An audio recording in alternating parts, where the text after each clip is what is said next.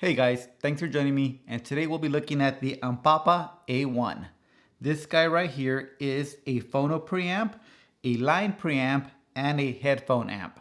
I'm not positive if it's pronounced Ampapa or Ampapa, but I'm Latino, so I'm gonna go with Ampapa. Right out the box, I'll tell you, the build quality on this unit is awesome. It's very solid, aluminum on the knobs as well. They have these little knurlings, so it feels really good in your hand. The package comes with a set of tubes, which are GE5654Ws. So let's go through the controls first. The first control is a bass knob set to 0 at the top, -6 to +6. The next are treble, and finally our volume pot. It has some little indents so you can definitely feel where you're at right there. Up on top we have our toggles. The first toggle is our power, so we have on and off, and it feels really good in the hand. When you click over, they don't feel cheap whatsoever. Down the row we have our input selector. We can have it on our phono or our line input.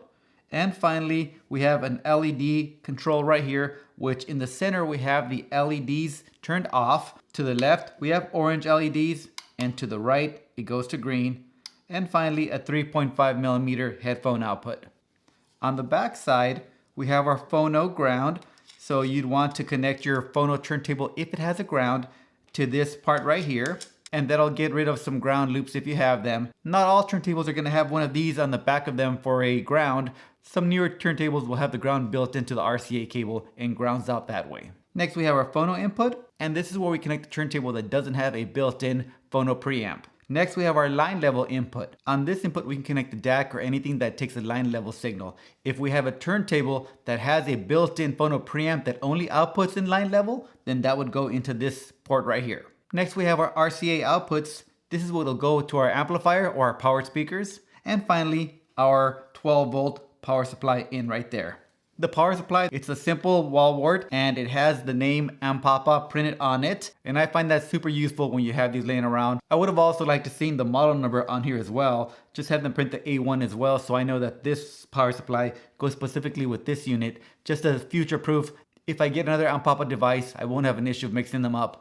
I'll do what I always do, and I'll go ahead and print a label and write Ampapa A1 on this unit. I'll turn it on for you guys so you can see the LEDs. I'll plug in the 12 volt, and when we switch the power on, you won't see any of the LEDs turn on if we have it on the off position of the LEDs, but you will get a slight glow from the heater on the tubes. And it's very, very subtle. You won't really notice it in the daytime, but at nighttime it does have a really nice glow. If you want the LEDs on, we can switch over to the green right there. It takes a second for it to wind up, or we can have it in orange. Again, it fades down and fades back up. Definitely a lot more visible during the daytime. I listen to this unit on my den setup as well as through headphones. I spend about 2 weeks listening to the headphone port, and how I would normally listen would be in the evenings.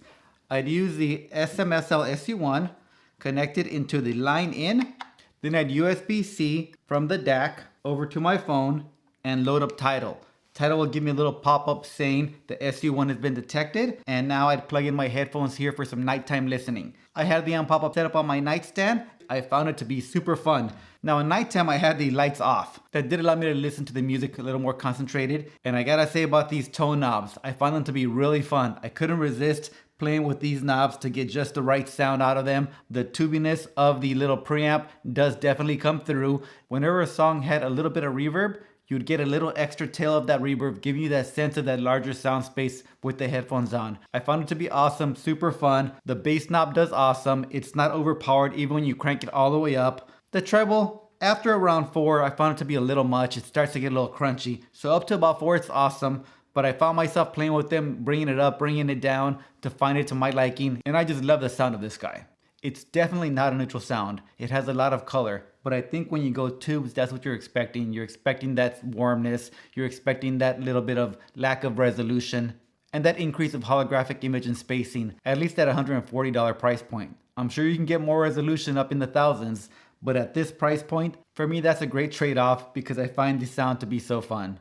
About a month ago, I reviewed the Doak T14 EQ phono preamp. That guy is definitely a lot more neutral compared to this unit right here. This one here has a lot more flavor. And the nice part is that you do have both that phono and line input, so you can add that tubey sound to your digital sources, not only your analog sources.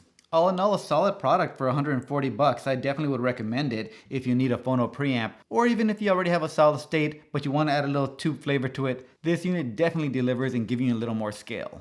There's not much else to say about it. It's just a great product.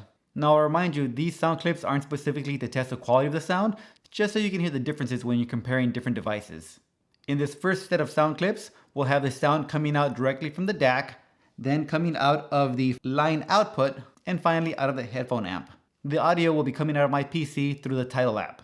And I'll be playing some copyright-free music from Tidal's library. On part 2, the sound clips will be listening to some vinyl on my turntable and bringing the audio through the Ampapa A1 through the Phono inputs, then bringing a line level into the line inputs, and finally listening to the audio through the turntable's built-in Phono preamp. And I'm keeping that section as part 2 so I don't get flat with a copyright infringement, as I don't have any copyright-free music on vinyl. Alright guys, so please listen to the samples and let me know what you think. Leave a comment below, share if you hear any differences or if you don't, but I would definitely suggest that you listen with headphones. And we'll see you on the next one.